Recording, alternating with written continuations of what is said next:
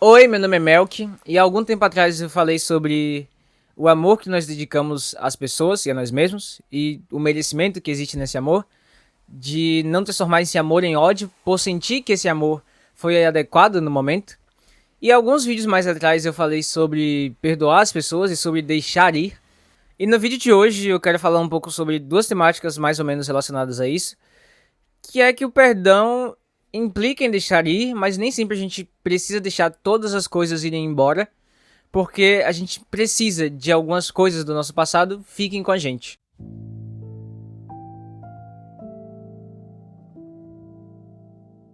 Isso parece meio confuso com essa ideia de o perdão é deixar as coisas irem, mas talvez seja de fato porque eu sou uma pessoa confusa e porque a gente sempre muda de opinião.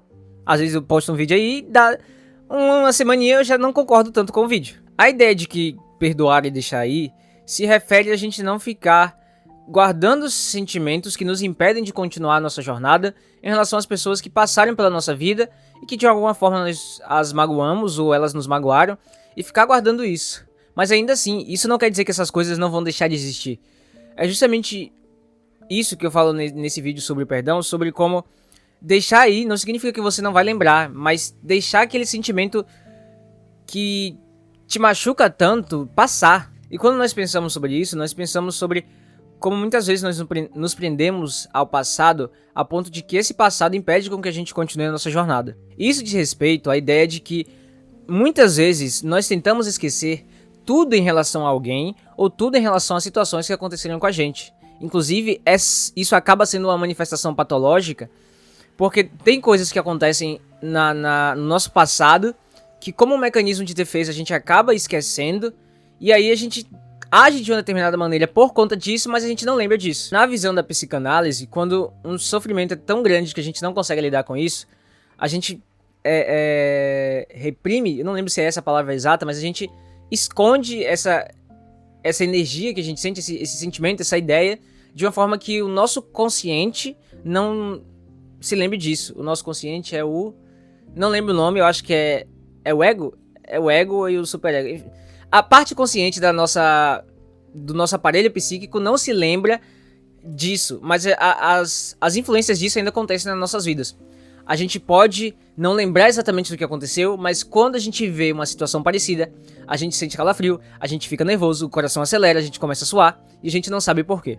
Então, num processo de terapia psicanalítica, pode acontecer de que esse conteúdo que você não lembra direito precise ser manifestado para que você consiga lidar com ele no momento com as ferramentas adequadas. E talvez seja mais possível de você lidar neste momento do que o que era quando esse conteúdo foi reprimido. O que eu tô falando é só sobre isso? Não. Mas esse é um dos exemplos no qual a gente acaba não lidando com coisas que a gente poderia... que a gente precisa lidar de certa forma em relação ao nosso passado. Isso ajuda mais ou menos a gente entender o que eu tô falando nesse vídeo de agora. É justamente sobre o fato de que a gente precisa selecionar algumas coisas que precisam continuar com a gente.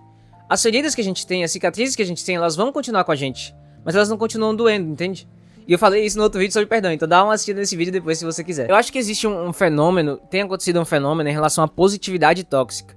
Não sei se é tão forte quanto a negatividade tóxica, porque a gente vive num país de merda em um monte de assuntos, e aí por conta disso a gente tem uma tendência a achar muitas coisas ruins, e isso faz sentido, e aí isso pode manifestar-se em uma negatividade tóxica, não sei se isso é a maioria dos casos.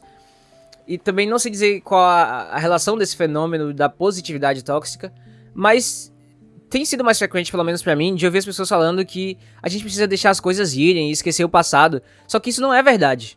O passado ele está constantemente nos influenciando. Até porque, segundo a psicanálise, o nosso aparelho psíquico, as vivências que nós temos, eu não lembro qual é, a nossa psique, ela não é temporal. Aquilo que é passado, aquilo que é presente, tudo isso se mistura. Por isso que, por exemplo, você pode ter passado por uma situação que você não lembra, mas quando você vê algo parecido, você sente calafrio, você começa a suar, você começa a ficar nervoso, naquilo que a gente define comumente como nervosismo. Então me parece muito que as pessoas tendem a querer pagar de eu sou desapegado e eu não ligo para o passado e eu sou uma pessoa de uma mente superior, eu estou de bem com a vida, e acabam confundindo isso com não lembrar do passado, ou com ignorar o passado. O passado ele vem para nos atormentar.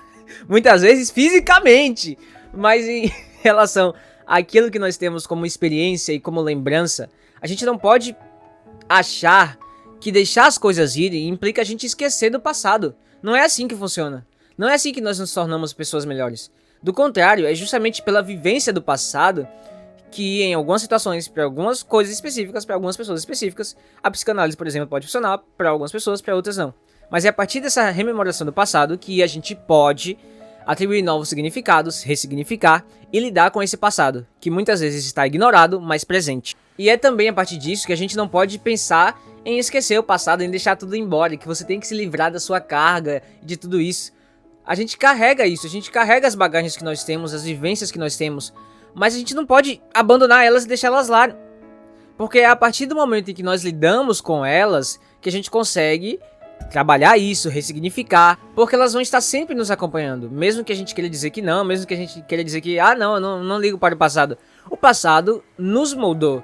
As vivências que nós tivemos enquanto crianças, enquanto adolescentes, as experiências pelas quais nós passamos, ajudaram a construir quem nós somos. Elas não determinaram, mas ajudaram.